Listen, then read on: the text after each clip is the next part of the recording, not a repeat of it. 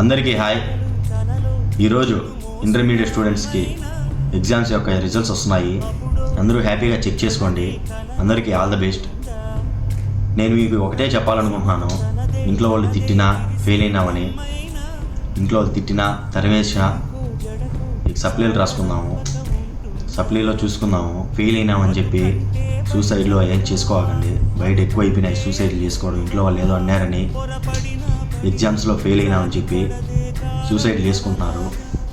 ఆ డిసిషన్ మాత్రం తీసుకోకండి, అది తప్పు. మీరేమి ఫెయిల్ అయినారు అంతే, మీ జీవితం అక్కడితో ఆగిపోలేమా?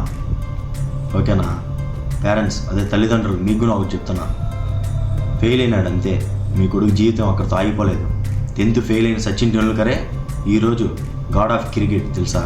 కొన్ని వేల కోట్లకి వారసుడు. సరేనా? 10th ఫెయిల్ అయ్యాడు. మళ్ళా మీ కొడుకు ఇంటర్ ఫెయిల్ అయినా ఓకే, ఏం కాదు, వాడి జీవితం అక్కడితో ఆగిపోదు. సరేనా? వాళ్ళ ఇంట్లోంచి తరిమేయడము, వాళ్ళని ఏదో అనడము, అవన్నీ కరెక్ట్ కాదు. మీరేమంటారు, వాడు ఏదన్నా చేసుకున్నాడు అనుకో, ఇబ్బంది పడాల్సింది మనమే, మీరే బాధపడేది కూడా మీరే. అందుకే వాడు ఫెయిల్ అయినా ఏం కాదు, పాస్ అయినా ఏం కాదు. బతకాలంటే చాలా దారులు ఉన్నాయి. ఎగ్జామ్స్ ఈ చదువుల వల్లే కాదు, చదువుకున్న వాళ్ళు కూడా ఈరోజు కోట్లు సంపాదించున్నారు. మీ కొడుకు కూడా టైం వస్తుంది, మీ కూతురికి కూడా టైం వస్తుంది, మీ పిల్లలకి ఎవరికో ఒకరికి టైం వస్తుంది. ఖచ్చితంగా సంపాదిస్తాడు, గొప్పోడవుతాడు. ఇక్కడితో అయిపోవాలి జీవితం. సరేనా?